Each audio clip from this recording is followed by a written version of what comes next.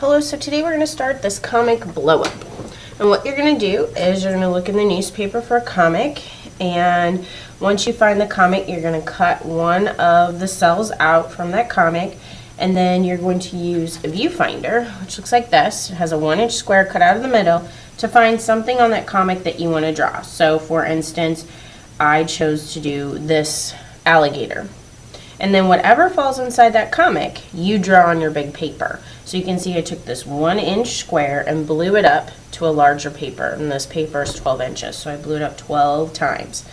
And you have to use proportion and look at where things fall inside the 1-inch square to make them line up and be blown up in correct proportion on your 12-inch square. So the way that we do this is you're going to look through the newspaper for a comic that you like. And I like this little guy. It's like a little dog dressed up like a princess for Halloween. And so I'm going to cut one of these cells out. So I'm not trying not to destroy the newspaper for everyone else who wants to use it.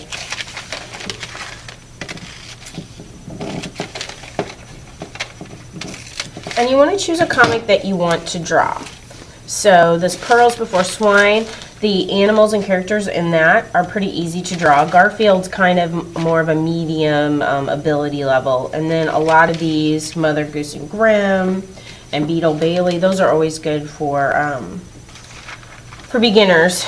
So just pick a comic that you like. You know, if you're a really good drawer and you draw a lot outside of school and you like to draw and you like to challenge yourself, then you might do something like Spider-Man or Superman or something more realistic in the comics.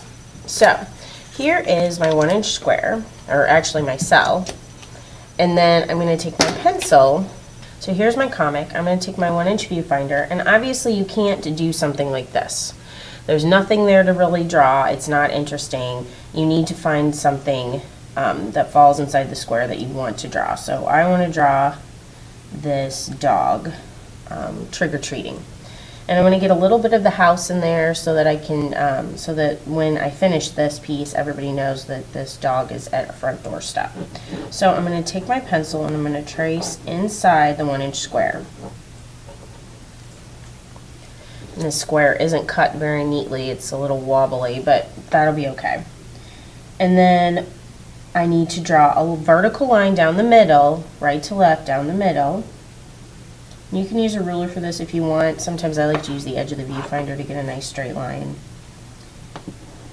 And then you're going to draw a horizontal line going across right the middle, top to bottom. So this is probably middle. And it needs to be straight and not diagonal, because you want these, now you've made this 1-inch square into 4 boxes. You want those 4 boxes to be the same size. Okay. I can see that that's a little hard to see on the screen, so I'm going to use black color pencil and see if that helps. So now I'm going to take my white paper and fold it in half twice.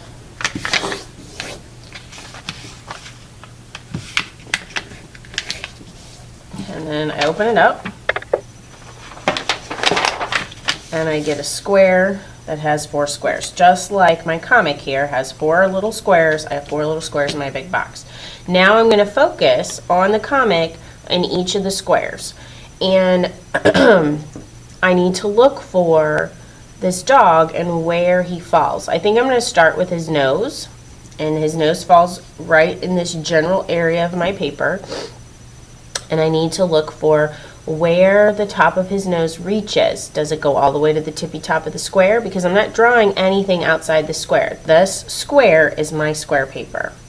So the nose doesn't go all the way to the top. It goes right about here in the box. And then there is his nose, falls right around here. Now I don't know if that's big enough just yet. I might have to make that nose bigger, but it's a start. So then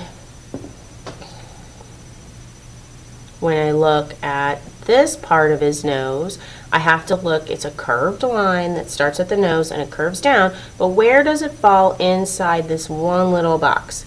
It falls about middle, and it falls a little bit lower than middle top to bottom, but middle right to left. So I'm going to draw a line that kind of curves down in towards the middle of the square, but comes a little bit lower. And I'm sketching because I know I'm not going to get my line perfect right in the first start. So now I'm going to look at this line for the nose, and that comes pretty much straight down and diagonal and almost meets the center where the two folds cross over, but not quite. So it's going to come right about here. So I'm going to draw my nose that comes down and curves in. And so this nose needs to kind of get just a little bit bigger so that it touches that center fold. These folds are the crisscross lines in my box. Alright, so this is the nose of my dog. So now I'm going to do the head of the dog, maybe the eye, and the tiara that's on its head. So I have to look to see where that falls. I won't be drawing this tiara here on my paper because the tiara is farther down in the square. This square of my paper, the tiara falls right about here, so that's where I'm going to draw that. Alright, so there's his tiara, or her tiara, something on her head, and then there's a band that goes here, and then the eye is right here, right where the nose touches the front of the face. Alright, so I have the nose drawn about the same proportion as the nose in this comic. So I'm taking this 1-inch nose and making it into a bigger nose. Alright, so now the mouth of the dog comes back and it touches this line here. So next I think I'll do the arms. So let's focus. And so if you look at the arms are straight. They cross over the crisscross line in the middle. So mine are going to cross over through this T in the fold. And they're straight, but they're kind of a diagonal. Okay, so now it's about where the arms fall. I need to look and see where the hands fall. And they are going to fall right about here. And sometimes these comics are small and it's hard to see what's there. Alright, so now I'm going to start to work on the ears of the dog and where they fall inside this box. So here's the box.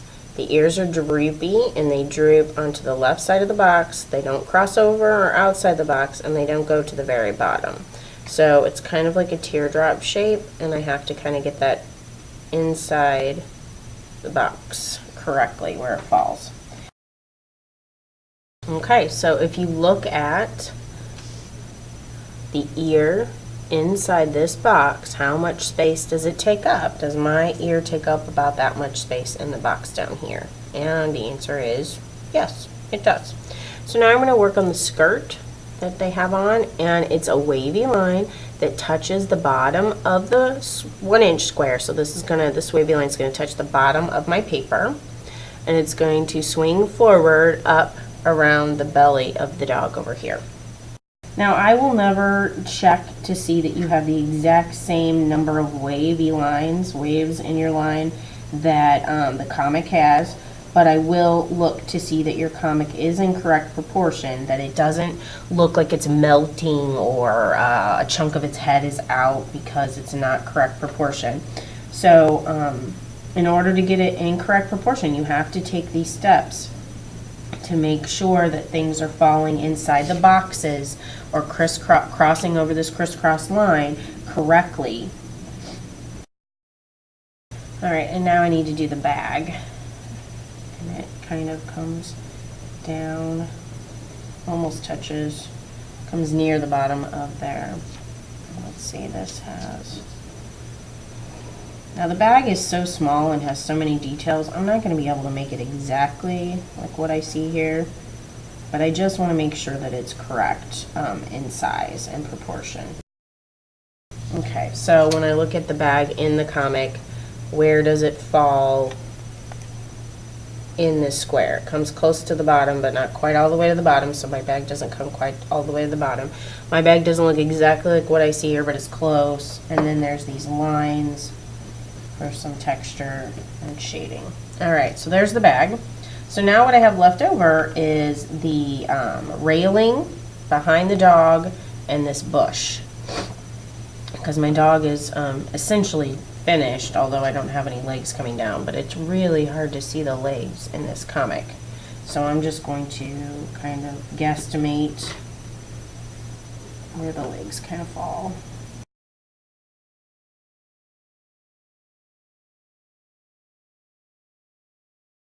And there is my blown up comic from a 1-inch square to a 12-inch in correct proportion. My dog essentially looks very similar to one in the comic. It doesn't look like it's melting. It doesn't look skinnier than it should be or fatter than it should be. I forgot these little wings here on the side. Not sure what these are, but that's in the comic, so I need to get that. And there is my blown up comic. So then the next step after you get it all drawn is to outline it with permanent marker. And you can see the comic itself had a variety of thicknesses of line. It had a thick outline and some thin outline. So you see that I did a variety. I did some thick outlines where the thicker lines were in the comic. So I tried to emulate what the comic was. So now we're ready to color in, and you're going to use marker and crayon. Now, I like to use marker mostly and just use crayon for areas that I don't have a marker to make that same color, but you're trying to match the colors, similar colors. So his beard is red, his nose is a skin color, and I don't have a skin colored marker, so I'm going to use a skin colored crayon for that part. And I just use the crayons for the colors that I don't have markers for. If you want to use all crayon, you can use all crayon, but you don't have to. If you want to use all marker, I want you to make sure that you match the colors, and if you don't have a marker to match that color, you're going to have to use crayon so that the colors match, because we're trying to, it's called a comic blow up, so we're blowing the comic up to make it match. So here's an example of a comic that's done all in crayon. So this is what it looks like if you think you want to do it all in crayon. And then here's one where we did the face in crayon and the rest in marker. And here's one where we had markers to match all the colors, so that's done all in marker. You color nice and neat and solid.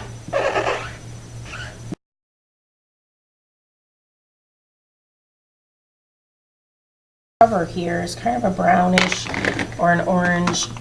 Since it's kind of in between, you can decide what you want to use for the color of that.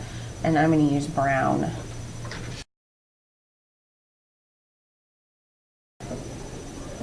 Alright, and then for the background is yellow, mostly. I mean, it gets a little bit lighter down at the bottom, but I'm just going to color it all one color. And then the helmet has a little bit of yellow on the edges and a little bit of blue at the top, so I'll add that, and then I'll be finished.